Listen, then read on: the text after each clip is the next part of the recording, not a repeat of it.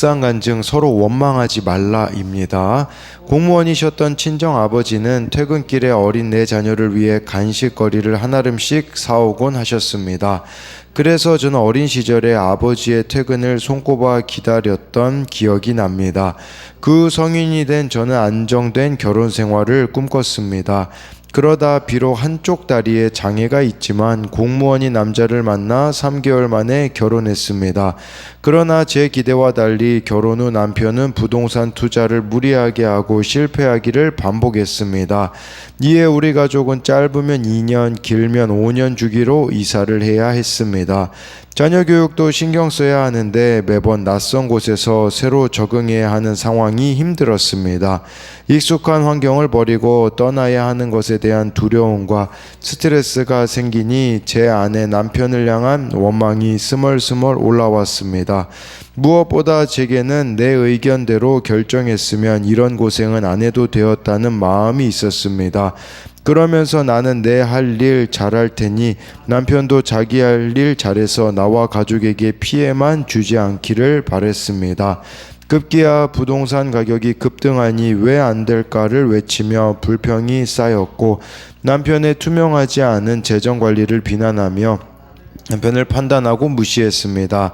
남편을 아내의 머리로 세워야 한다는 말씀을 듣고 또 들었지만 질서에 순종하기가 너무도 어려웠습니다. 그러다 저는 오늘 말씀을 묵상하면서 제 안에 내려놓지 못하는 안목의 정욕과 자기 확신으로 가득 찬 가족 우상이 있음을 깨닫게 되었습니다. 본문에 보라는 말씀이 4번이나 나오고 원망하지 말라고 하시는 말씀이 나옵니다. 이 모든 일은 주님이 허락하신 일이며 남편을 원망하지 말라고 말씀하시는 것 같습니다. 제가 생각한 것과는 전혀 다른 결과로 좌절하게 되었지만 갇힌 환경 속에서 주님만 바라보게 하시니 감사합니다. 모든 예배를 사수하여 원망을 내려놓고 마음을 굳건하게 지키기를 기도합니다. 적용하기입니다. 자기 확신으로 깨어지지 않는 나 때문에 애통하며 인내하겠습니다. 남편이 출근할 때 반갑게 인사하며 배웅하고 맞이하겠습니다. 네, 여기 이렇게 나와 있듯이요. 제가 생각한 것과는 전혀 다른 결과로 좌절하게 되었지만 갇힌 환경 속에서 주님만 바라보게 하시니 감사하다라는 이 고백처럼요. 예, 우리가 의도하지 않는, 정말 생각하지 않은 다른 결과가 있을 때에 그게 오히려 우리가 주님만 바라보게 되어지는 계기가 된다라는 것을 볼 수가 있습니다. 오늘 말씀 제목은요, 쌓아두는 인생, 흘려보내는 인생이라고 잡은 것은요, 쌓아두는 인생은요, 자기만을 위하여서 하나님이 허락하신 것들을 쌓아둔 인생인데 나중에 이것은 하나님 앞에 섰을 때요, 빈손이 된다라는 것이에요. 이 흘려보내는 인생은요, 하나님이 우리에게 허락하신 것을 다른 이들을 위해 나누어 주고 함께하는 거, 이게 나중에 하나님 앞에 영원히 남는 것이 되는 것이 아니겠습니까? 1절부터 3절을 보면요, 들으라 부한 자들아, 너희에게 임할 고생으로 말미암아 울고 통곡하라. 너희 재물은 썩었고 너희 옷은 좀먹었으며 너희 금과 은은 녹이 슬었으니 이 녹이 너희에게 증거가 되며 불같이 너희 살을 먹으리라. 너희가 말세에 재물을 쌓았도다 라고 말씀해 주고 있어요. 들으라 부한 자들아 라는 것은 그 당시 자기만을 위해 살아갔던 부자들을 뜻하는 것일 수도 있고요. 우리들에게는 어떤 의미가 있겠습니까? 그냥 세상 것들로 부한 자들이라고 볼 수가 있어요. 이런 자들은요, 영적으로는 빈곤한 자들이다 라고 할 수가 있는 것이죠. 이들에게 임할 고생이 있대요. 임할 고생이라는 것은 무슨 말이겠습니까? 죽어서 하나님 앞에 심판받을 것이라는 의미입니다. 그렇기 때문에 울고 통곡하라는 것입니다. 우리가 잘못 생각하는 게 뭔지 아십니까? 그것은요, 우편 강도들 엄청 부러워하잖아요. 죽기 전에 회개가, 바로 죽기 직전에 회개가 그렇게 쉽게 되어지겠습니까? 아닙니다. 지금 회개가 안 되면요, 나중에도 회개가 안 된다라는 이 사실을 저와 여러분들이 기억해야 된다라는 거예요. 울고 통곡하라는 것은 지금 회개하라고 우리들에게 말씀해주고 있는 것이겠죠. 너희 2절에 보니까요, 재물은 썩었고 너희 옷은 좀 먹었대요. 이 썩었다 좀 먹었다가요, 완료 시제로 되어 있더라고요. 이것은요, 이미 쓸모없는 것이 되어버렸다라는 뜻이 될 수가 있어요. 그렇기 때문에 부정하게 모은 재물, 나만을 위하여서 쓰고 있는 재물과 옷은 썩고 좀 먹었다라는 것을 말씀해 주고 있는 것이에요. 나중에 우리가 하나님 앞에 심판받을 때요, 이런 생각을 가지시면 좋겠어요. 하나님이 나의 금고를 열어보실 것이다, 나의 옷장을 열어보실 것이다, 이런 개념으로 보셔야 되는 거죠.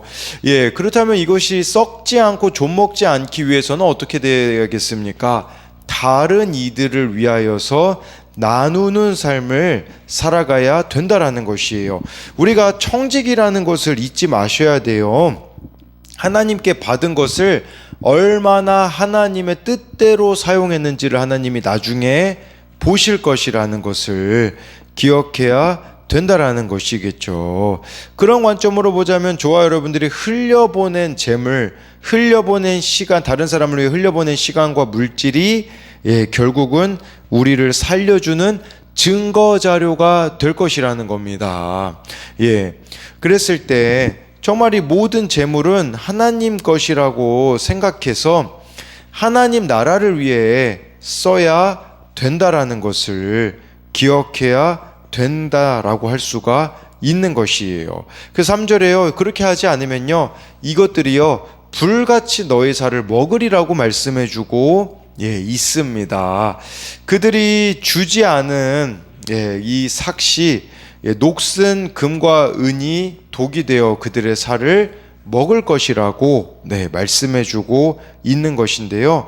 이 말씀을 볼 때 우리가 떠올릴 수 있는 구절이 있어요. 그것은 전도서 11장 9절입니다. 이런 말씀이 있어요.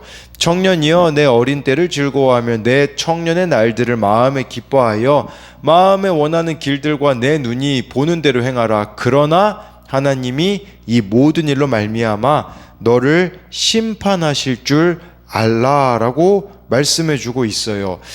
청년들에게요, 어린 때에 즐거워하고요, 마음에 원하는 길들과 눈에 보이는 대로 행하지만 기억해야 되는 것은 이것들로 인하여 하나님이 심판하실 거라는 사실입니다. 여러분, 우리가 기억해야 되는 것은요, 죄라는 것은요 대가가 반드시 따른다라는 것이에요. 하나님이 우리에게 이 죄를 끊게 하시기 위해서 드러나게 하시거든요. 근데 이때 우리가 돌이키지 않으면 그것 때문에 죄의 열매를 먹게 될 날이, 죄로 말미암아 심판당할 날이 반드시 있을 거라는 것을 잊어서는 안 된다라는 것입니다. 그래서 이것에 대한 적용은요, 나의 원함이 이루어지지 않아 슬픕니까? 아니면 구원 때문에 울고 통곡합니까? 내가 사치하며 방종하는 일은 무엇입니까? 내게 하나님께서 허락하신 것들을 나만을 위해 썩히고 있습니까? 아니면 누군가에게 흘려 보내고 있습니까? 4절부터 6절을 보면요, 보라, 너희 밭에서 추수한 품꾼에게 주지 아니한 삭시 소리 지르며 그 추수한 자의 우는 소리가 만군의 주의 귀에 들렸느니라. 너희가 땅에서 사치하고 방종하여 사륙의 날에 너희 마음을 살찌게 하였도다. 너희는 의인을 정죄하고 죽였으나 그는 너희에게 대항하지 아니하였느니라 라고 말씀해주고 있어요. 이 부자들이요, 왜 부자가 됐냐? 품꾼들에게 삭슬 안 주었던 것입니다. 그렇기 때문에 그 삭시 소리를 지른다고 4절에 보면 나와 있잖아요. 추수하는 자의 우는 소리가 하나님의 만군의 주의 귀에 들렸다라고 말씀해주고 있어요. 이건 무슨 말이냐면요, 하나님은요 약자들의 하나님이시라는 거죠. 하나님이 얼마나 가난한 자들, 불의에 고통하는 이들, 고아와 과부의 하나님이신지를 보여주는 거예요. 우리에게는 이런 의미가 될 수 있어요. 저와 여러분들이요, 약자들을 돌아보지 않잖아요. 그걸 하나님이 다 듣고 계시다라는 거예요. 그냥 여기서 단지 그냥 부자만을 의미하는 게 아니라 저와 여러분들이 충분히 내가 나의 것을 나눠서 약자들을 돌볼 수 있는데 돌보지 않는다면 그것 또한 잘못된 것임을 말씀해주고 있는 것이죠. 예, 이들이 삭스로 주지 않은 부를 가지고 어떻게 부자들이 살았는지가 5절에 나오거든요. 네, 이들은요 땅에서 사치하고 방종하여서 마음을 살찌게 하였다라고 말씀해주고 있는 것입니다. 이 부자들은 자기 영혼을 망가뜨렸고요, 철저하게 자기 몸만을 위해서 살았다라는 것이에요. 우리도 한번 생각해 봐야 되는 것이에요. 사치와 방종으로 살찌게 된 것은 마음이라고 하잖아요. 저와 여러분들의 마음은 무엇으로 살쪄 있습니까? 이것은 세상 것들로 가득 차 있다면 그 자체가 우리 마음이 이미 살찐 상태예요. 그렇게 되어지면요, 사랑이 없고요, 자기 만족만을 위해서 살아가게 되는 것이에요. 우리가 이렇게 영적인 상태가 비만이지 않는가, 이거를 보셔야 한다라는 거예요. 온갖 세상 것들로 마음이 가득 차서 이렇게 영적 비만이 되어서 말씀이 안 들리고 회개는 나와는 너무 거리가 먼 거라고 생각하고 있지는 않느냐라는 것이겠죠. 6절에요. 너희는 의인을 정죄하고 죽였으나 그는 너희에게 대항하지 아니하였느니라 라는 것은요, 여기서 말하는 의인은요, 우리가 알고 있는 어떤 믿음의 개념이 아니라 불의한 자에 의해 억울한 죽음을 당한 모든 약자들을 통칭하는 표현입니다. 이들의 울부짖음을 하나님이 기억하신다라는 건 어떤 의미겠습니까? 반드시 심판당할 수밖에 없음을 말씀해 주는 것입니다. 이것에 대한 적용 질문은요, 나에게는 하나님께 드리지 못한 어떤 녹슨 것들이 있습니까? 이렇게 녹슨 것이라고 묻고 있는 것은요, 자신만을 위해 쓰고 있는 건 다 녹슨 겁니다. 재물도요, 나만을 위해서 쓰면 녹슨 재물이고요, 시간도 나만을 위해서 쓰면요, 녹슨 시간이고요, 삶도 마찬가지예요. 나만을 위해 쓰잖아요. 녹슨 삶이라고 알아야 합니다. 또 한 가지는요, 내 마음은 무엇으로 살찌고 있습니까? 이것을 돌아봐야 합니다. 7절에요. 그러므로 형제들아, 주께서 강림하시기까지 길이 참으라. 보라, 농부가 땅에서 나는 귀한 열매를 바라고 길이 참아 이른 비와 늦은 비를 기다리나니 라고 해서요, 이 길이 참으라는 것은요, 성급하게 보복하지 않고 자제하라는 뜻이에요. 그래서 이 길이 참으라는 것은 우리로 말하자면 내가 해야 될 일이 있기에 나는 그냥 하나님 앞에서 내 할 일을 하는 거예요. 나머지 일들은 하나님이 하시도록 적극적인 기다림을 동반하는 겁니다. 이른 비와 늦은 비는요, 하나님만이 주실 수 있는 거예요. 이스라엘에는요, 이른 비는요, 10월 중순에서 12월 중순에 걸쳐 내렸다고 하더라고요. 이 비는 씨를 파종하기 위해 땅을 준비시키고 싹이 트도록 돕는 비였다고 합니다. 늦은 비는요, 3, 4월에 내리는데요, 이 비는 알곡을 부풀게 하여 알맹이가 꽉 찬 좋은 곡식이 되게 해주었다라는 거예요. 농부는요, 자기가 해야 되는 일이 있었어요. 무슨 일입니까? 김을 매는 거, 비료 주는 거, 이건 자기가 해야 되는 일이에요. 자기가 할 수 없는 일이 있었어요. 비입니다. 비. 이것은 무슨 말이냐면, 우리가요, 하나님의 일은 하나님의 때가 되어야 이루어지기 때문에 하나님의 방법일 때 기뻐하시는 열매가 맺히기 때문에 내가 할 수 있는 일은 내가 하고 하나님이 하셔야 되는 일은 이렇게 길이 참음으로 기다려야 된다라는 것이에요. 근데 문제는 무엇일까요? 이 하나님이 하셔야 되는 일을 내가 해버리는 거예요. 이게 바로 청소년 큐티 묵상 간증에 자녀가 좋은 학벌과 안정적인 직업으로 성공하기를 바랬던 어머니의 묵상 간증이 나오거든요. 거기에 이렇게 나와 있더라고요.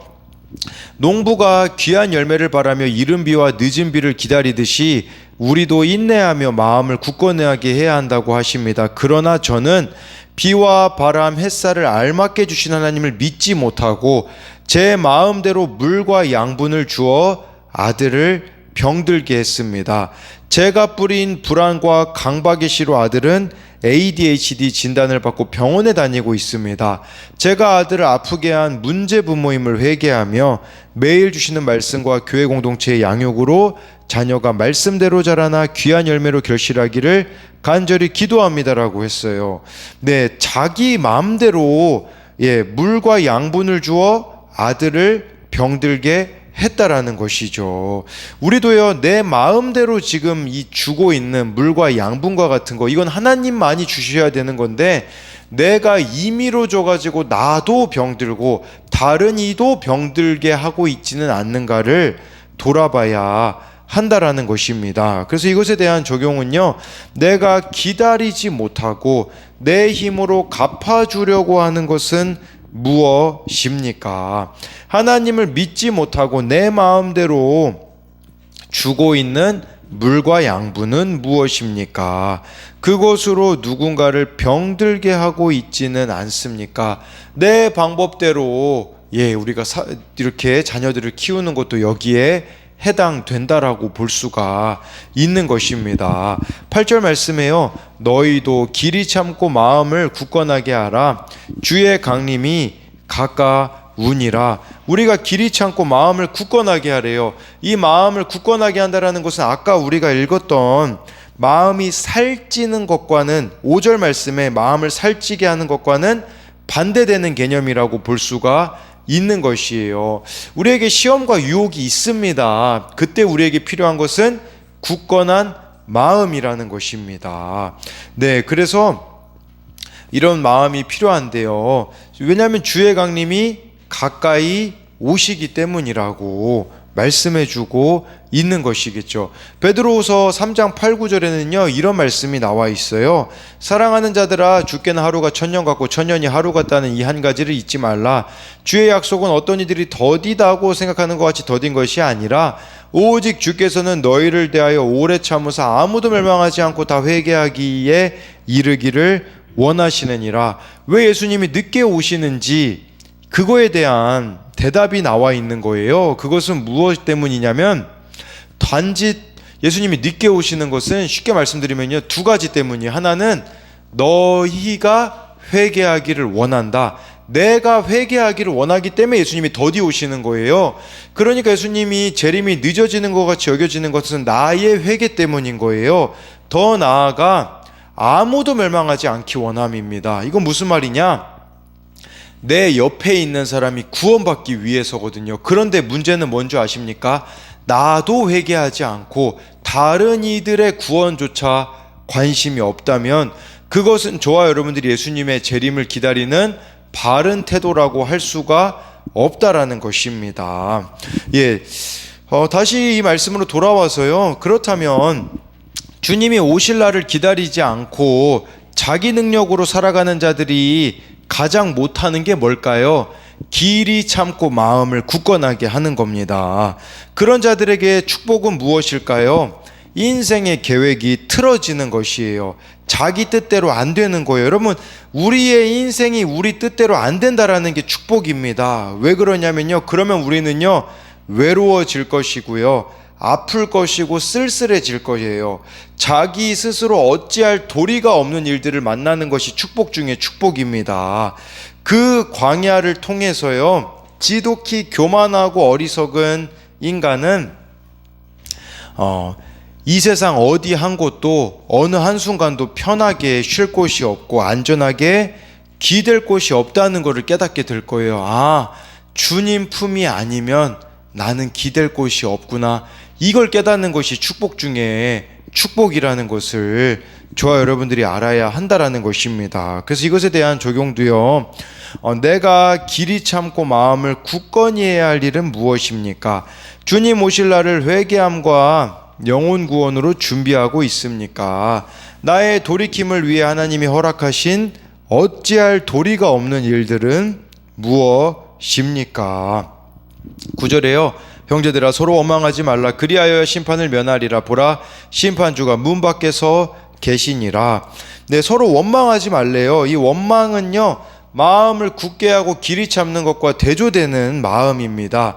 내 삶의 목적이 주님이 아니기 때문에 우리가 누군가를 원망하는 거죠. 네, 그래서 우리가 혹시 어찌할 수 없는 이런 혼돈 때문에 아픕니까? 그렇다면 인내해야 됩니다. 왜 인내해야 되냐? 심판주가 문 밖에서 계시기 때문이라는 것이에요. 여러분, 주님이 시퍼렇게 피멍든 가슴을 위로해 주시려고 문 밖에서 계시다라는 거예요. 그렇기 때문에요, 조금 더 원망이 아니라 기다리셔야 됩니다. 원망하고 복수하고 싶은 마음이 있다면 정말 주님께 그 처분을 맡겨야 된다라는 거죠. 그래서 이것에 대한 적용도, 나는 고난이 찾아오면 남 탓하며 원망하진 않습니까? 10절에요. 형제들아 주의 이름으로 말한 선지자들을 고난과 오래 참음의 본으로 삼으라 라고 말씀해 주고 있어요. 쉽게 말씀드리면요, 구약의 선지자들을 좀 봐라. 그들이 얼마나 많은 고난을 당했으면 얼마나 많은 오래 참음이 있었는가, 이렇게 야고보가 말하고 있는 것이겠죠. 여러분, 구약 성경에요, 기름 부음 받은 사람은 딱 세 사람입니다. 제사장, 왕, 선지자였거든요. 근데 누가 가장 힘들었을까요? 선지자들입니다. 왜냐하면요, 이 왕과 제사장 같은 경우는 그래도 특권 세력이었거든요. 선지자는요, 그냥 야인으로 살았습니다. 그들이 해야 되는 일은 뭐냐면, 이 선지자, 예언자라고 하는데요, 미래를 점치는 게 아니라 하나님 말씀을 날 것 그대로 전해주는 일이었어요. 특히 누구에게 전했을까요? 왕에게 전했습니다. 여러분, 이건 진짜 어려운 일이에요. 왜 그러냐면, 왕에게 직언을 하면 어떻게 될까요? 그 왕이 있잖아요, 완악하고 돌이키지 않는 왕이라면 바로 그 자리에서 죽을 수 있었거든요. 나단 선지자를 한번 보세요. 어떻습니까? 다윗이 밧세바 범하고 막 회개 안 하고 있을 때, 그때 막 다윗 왕 찾아가서 말하는 게 쉬웠겠습니까? 나단 선지자는요, 왕궁 선지자였어요. 무슨 말이냐? 다윗에게 잘못 보이면 밥줄이 끊어지는 거였거든요. 뭐 밥줄만 끊어집니까? 목숨줄도 끊어지는 게 아니겠습니까? 그러나 선지자들은요, 그 길을 걸어갔다라는 것이에요. 왜냐하면 선지자는요, 시대의 양심이었고 최후의 보루였기 때문이라는 것이겠죠. 선지자가 없는 시대는요, 가망이 없는 시대거든요. 우리들이요, 이 길을 걸어가야 된다라는 것이에요. 고통스럽지만 말씀이 말씀하시는 대로 살아가야 이 땅에는 희망이 있는 겁니다.